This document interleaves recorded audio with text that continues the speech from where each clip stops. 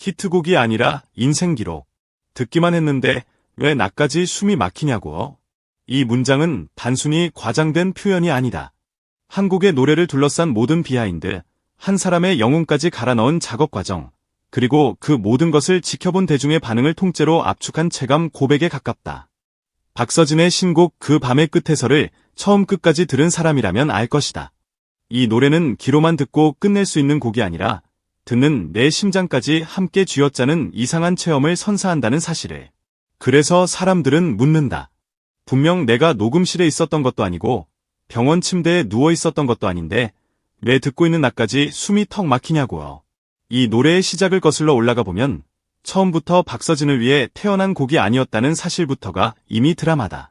2025년 11월 24일 서울 강남의 한 녹음실에서 조용히 진행되던 작업실 분위기를 깨고 등장한 작곡가 조영수. 그는 예고도 없이 제작진과 관계자들이 모여있는 자리에서 한마디로 모두의 머릿속을 뒤흔들어 놓았다. 이 곡은 원래 박서진 씨를 위한 곡이 아니었습니다.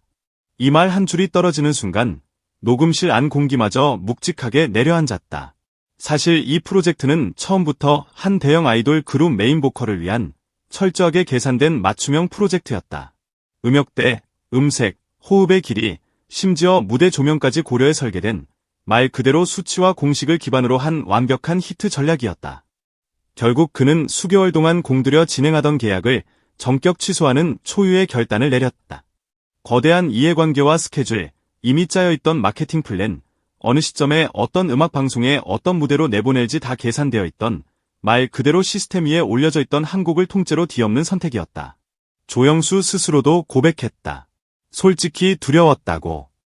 모두가 고개를 갸웃거릴 결정을 내리면서도 그는 한 가지 확신만 붙잡고 있었다. 이 곡이 담고 있는 복합적인 감정과 숨겨진 서사를 진짜 자기 이야기처럼 끌어올릴 수 있는 사람은 박서진밖에 없다. 기술로만 부르는 노래가 아니라 진심으로 살아내야 하는 노래, 감정의 밑바닥까지 내려갔다가 다시 올라와야만 완성되는 그런 곡에게는 지금 이 사람 말고는 대체자가 없다고 느낀 것이다. 그 결과 그 밤의 끝에서는 아이돌 메인 보컬의 히트 발라드가 아니라 한 트로트 가수가 자신의 몸과 마음을 담금질해 완성한 인생 기록으로 방향을 틀었다. 피아노의 첫 음이 울리는 순간부터 느껴지는 이상한 무게, 고요한데 묵직한 그 분위기는 단순한 감성 발라드의 분위기와는 결이 다르다. 마치 자기 삶의 가장 어두운 복도를 천천히 걸어 내려가는 듯한 느낌. 사람들은 말로 설명하긴 어려운데 묘하게 숨이 막힌다고 표현했다. 왜일까? 실제로 그 노래가 만들어지는 과정에서 누군가는 진짜로 숨이 막혀 쓰러졌기 때문이다. 2025년 11월 22일 새벽, 서울의 한 녹음실. 모든 스태프가 숨을 죽인 채 오직 한 사람만 바라보던 그 순간, 녹음실 바닥에 몸이 무너지듯 쓰러진 박서진. 평소 건강하고 에너지 넘치기로 유명한 그였기에 모두는 한순간 상황을 이해하지 못했다. 그저 약간 어지러운가 보다. 잠깐 쉬면 괜찮아지겠지라고 생각했지만 그가 미동도 없이 의식을 잃은 채 쓰러져 있는 모습을 보고 그제야 다들 긴급 상황임을 깨달았다. 급히 병원으로 이송되었고 소속사에서는 심각한 탈수와 과로로 인한 실신이라는 공식 입장을 내놓았다. 기사 헤드라인에는 귀에 익은 단어간을 그렇듯 따라붙었다. 피로 누적, 과로, 스케줄 강행. 하지만 이번엔 그 익숙한 단어들 뒤에 가려진 실체가 너무도 선명했다. 그는 단순히 바쁜 스케줄 때문에 쓰러진 게 아니었다. 노래 하나에 자신의 모든 것을 갈아 넣다가 무너져 내린 것이다. 녹음 과정에 참여했던 스태프들의 증언은 거의 한 편의 다큐멘터리에 가깝다. 박서진은 가사 한 줄, 호흡 한 번, 음색의 떨림 하나까지 스스로 완벽하다고 느껴질 때까지 절대 녹음을 마무리하지 않았다. 한 소절을 수십 번씩 부르고 잠시 눈을 감고 숨을 가다듬은 뒤 다시 마이크 앞에 서길 반복했다. 어느 순간에는 목이 쉬어 허스키한 소리가 났고 숨이 가빠져 가사 끝이 밀려 나오는 상황에서도 그는 멈추자는 말을 먼저 꺼내지 않았다. 스스로에게 단 한 번만 더, 한 번만 더를 주문하며 새벽을 통째로 음악에 태워버리듯 버텼다. 그 스튜디오에는 매일 새벽까지 그의 목소리가 울려 퍼졌고 그 울림이 잦아들 때마다 모두는 알았다. 다시 시작되는구나. 이 사람은 아직 만족하지 못했구나. 결국 탈수와 피로, 감정 에너지의 총체적 소진이 한계치를 넘어섰을 때 그의 몸이 먼저 비명을 질렀다. 바닥에 쓰러진 그의 손에 구겨진 채 쥐어져 있던 건 다름 아닌 가사지였다. 그 장면 하나만으로도 이 노래가 어떤 방식으로 만들어졌는지를 말해준다. 그는 노래를 그냥 잘 부르고 싶었던 게 아니었다. 누군가에게 진심을 건네고 싶었다.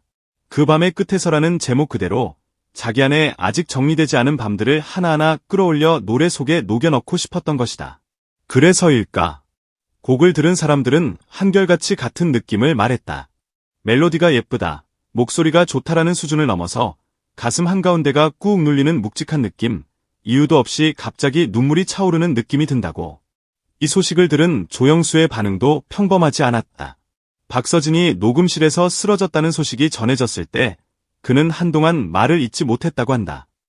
내가 쓴 악보 한 장이 누군가에게 이런 고통을 줄 수도 있다는 사실이 너무 마음 아팠습니다.